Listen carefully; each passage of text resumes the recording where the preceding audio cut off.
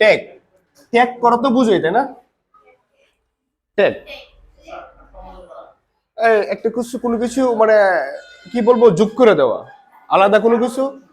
এই আমরা আচ্ছা শোনো, এই কথা বলবো না, হ্যাঁ? আর কুইশন, আসলে আমরা যখন কোনো কুইশন করি,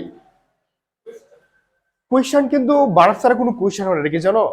মানে কুইশন করতে হলে কি লাগবে? ভার্ব লাগবে। তো আমাদের প্রথম কাজ হলো এই প্রত্যেকটা সেন্টেন্সে একটা ভার্ব খুঁজে বের করা, একটা ভার্ব খুঁজে বের করা। তো আমরা যখন কুইশন করব, কুইশনের ক্ষেত্রে কিন্তু অলওয়েজ অক্সিলারি ভার্ব হবে।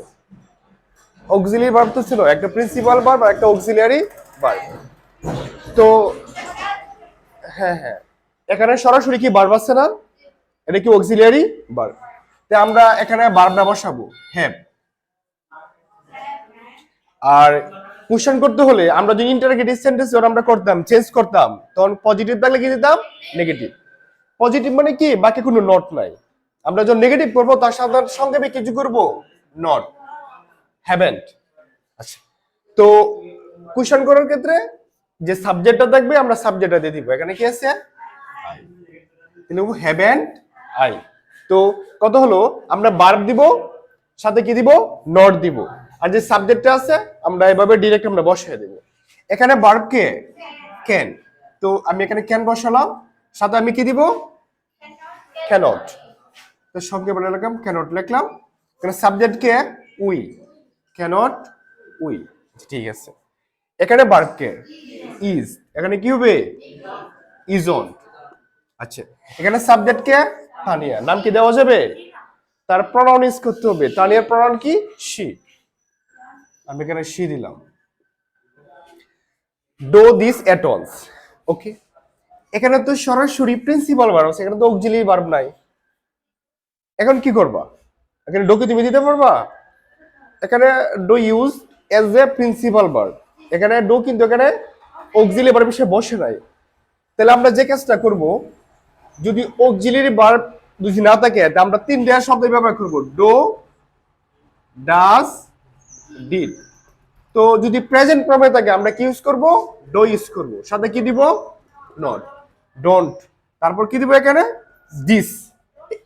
এখানে কে সাবজেক্ট? কে? দিস। Don't this. ও, আমি একটু ভুল করে ফেলছি। আমি এটা ইন্টারগেটিভ করে ফেলছি টেক কোশ্চেন করতে গিয়ে। প্রায় সেম তো। আমি একটু বলি, এটা কিন্তু interrogative sentence, sorry imperative sentence. তো ইম্পারেটিভ সেন্টেন্সের একটাই কথা, যখন আমরা টেক কোশ্চেন করবো আমরা অলওয়েজ উইল ইউ দিব। Will you. ঠিক আছে? হ্যাঁ, উইল ইউ। আমরা যখন ইন্টারগেটিভ সেন্টেন্সকে যখন আমরা কি করব? টেক কোশ্চেন করব, আমরা উইল ইউ দিব। আমরা যখন ইম্পারেটিভ সেন্টেন্স, হ্যাঁ আমি বলি, ইম্পারেটিভ সেন্টেন্স যখন হবে তখন উইল ইউ হবে বা ওন্ট হবে, কোনো সময় একটা দিলে হয়েছে, উইল ইউ বা ওন্ট ইউ। এখন কত হলো? আমি ইম্পারেটিভ সেন্টেন্সটা চিনবো কিভাবে? ইম্পারেটিভ সেন্টেন্সের শুরুতে সরাসরি ভার্ব থাকবে, কোনো সাবজেক্ট থাকবে না। ডো দিস এট ওয়ান্স, তুমি যদি মিনিং বোঝো যে এটা এখনই করে, সরাসরি আদেশ করছে, বাট এখানে কিন্তু সাবজেক্ট নাই। সাবজেক্ট আছে কি? আমি যদি বলতাম you do this at once, তাহলে কিন্তু অ্যাসার্টিভ হয়ে যেত। যারা সরাসরি যেহেতু ভার্ব আছে এখানে, তার মানে এটা ইম্পারেটিভ সেন্টেন্স, এর জন্য উইল ইউ। ওকে, আমি আরেকটা সেন্টেন্স বলি, নেভার টেল এ লাই। কোনো মিথ্যা কথা বলবো না। আচ্ছা, এখন দেখো, নেভার কিন্তু সাবজেক্ট না, never is used as a adverb. This is adverb. এবং এখানে টেল কি? এখানে ভার্ব। তো এখানে কোনো সাবজেক্ট কিন্তু নাই। সাবজেক্ট আছে, এখানে তুমি কি ইউজ করবে? এখানে উইল ইউ। ঠিক আছে? না বুঝলে প্রশ্ন করতে পারো। আর